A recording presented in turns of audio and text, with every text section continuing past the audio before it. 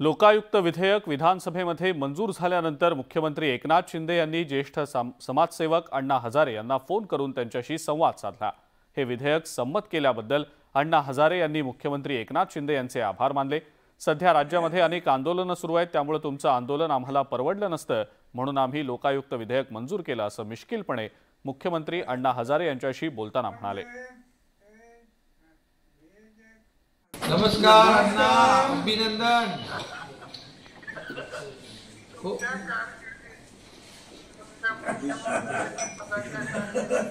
तुमच्या कारकिर्दीत तुमचा एवढा आग्रह होता, DCM आणि आमची चर्चा झाली, आता एवढे आंदोलन सुरू आहे, आता तुमचं आंदोलन आम्हाला परवडू शकत नाही, म्हणून ते लवकर करून टाकला।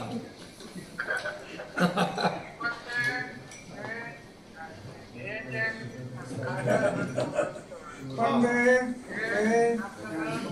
जे कागद लोकांचं हो ना, हे आपल्याला थोड्या दिवसात कळेल की किती शक्तिशाली। आजपर्यंत एवढे कायदे झाले असतील, त्याच्यामध्ये नाही तुमची अण्णांची शक्ती होती म्हणून हा शक्तिशाली कायदा झाला। हा लोकांचा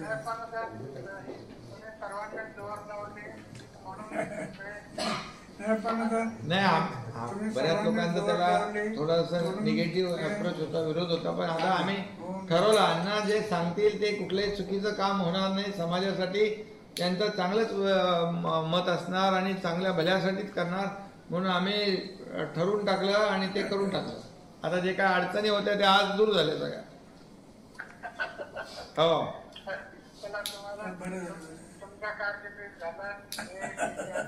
चला, धन्यवाद धन्यवाद। तुमचं मार्गदर्शन राहू द्या सातत्याने, आणि तुमचं मार्गदर्शन राहू द्या सातत्याने। आम्हाला तुमच्या तब्येतीची चांगली काळजी घ्या, अजून तुमचं आम्हाला तुम्ही एकदम पुढे पण एकदम मार्गदर्शन करायला पाहिजे मजबूत।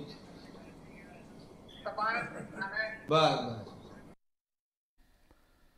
पुढची महत्त्वाची बातमी बघूया। सांगलीमध्ये ऊस दराच्या बाबतीत आज पुन्हा बैठक होणार आहे। ऊस दराच्या संदर्भात स्वाभिमानी शेतकरी संघटनेने केलेल्या आंदोलनानंतर 2 कारखान्यांनी ऊस दर जाहीर केला, मात्र जिल्ह्यातल्या इतर साखर कारखान्यांनी दर जाहीर न केल्यास काटाबंद आंदोलन करू असा इशारा स्वाभिमानीने दिलेला आहे। या संदर्भात जिल्हा प्रशासनाने ऊस दराबाबत तोडगा काढण्यासाठी कारखानदार आणि शेतकरी संघटनांची बैठक बोलावलेली आहे, त्यामुळे या बैठकीमध्ये काही तोडगा निघतो का हे पाहणं महत्त्वाचं ठरेल। धाराशिवमध्ये दुधाचे दर घसरल्याने दूध उत्पादकांबरोबर जिल्ह्यातील खवा उत्पादक सुद्धा आता अडचणीत सापडले।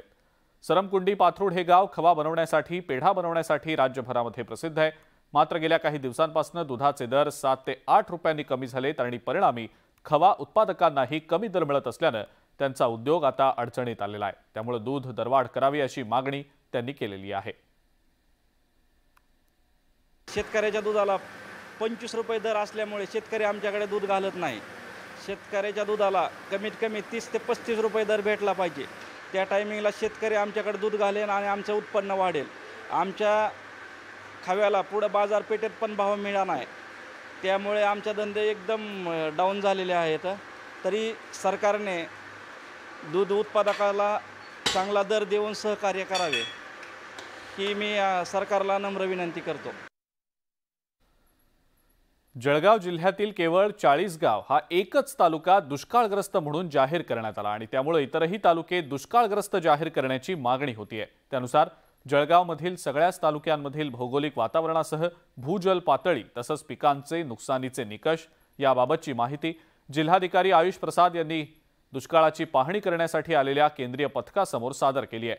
जिल्हाधिकाऱ्यांनी दिलेल्या माहितीनुसार केंद्रीय पथक केंद्र शासनाकडे योग्य तो अहवाल सादर करणार आहे, तसंच इतरही जिल्ह्यांमध्ये दुष्काळाबाबतचा योग्य तो निर्णय होईल असा विश्वास जिल्हाधिकाऱ्यांनी व्यक्त केला।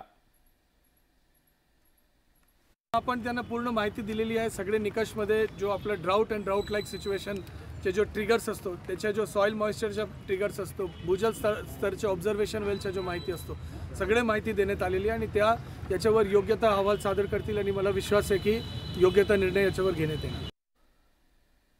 धाराशिवमध्ये बसमध्ये प्रवास करताना सुट्या पैशांवरनं प्रवासी आणि वाहक यांच्यात नेहमीच वाद होत असतात आणि हे वाद थांबवण्यासाठी जिल्ह्यातल्या बस आगारांनी 1000 ATIM मशीन्स खरेदी केल्या, पण मशीन्स खरेदी करून 6 महिन्यांचा कालावधी लोटलाय तरी या मशीन चालवण्यासाठी वाहकांना कंपनीकडून प्रशिक्षणच देण्यात आलेलं नाही। त्यामुळे या मशीन वापराविना तशाच पडू नयेत। तर दुसरीकडे ऑनलाईन पेमेंट करायचं म्हटलं तर त्याला नेटवर्क लागतं आणि ग्रामीण भागात नेटवर्क नसल्यानं प्रवाशांची आणि वाहकांची सुद्धा मोठी अडचण होतीये।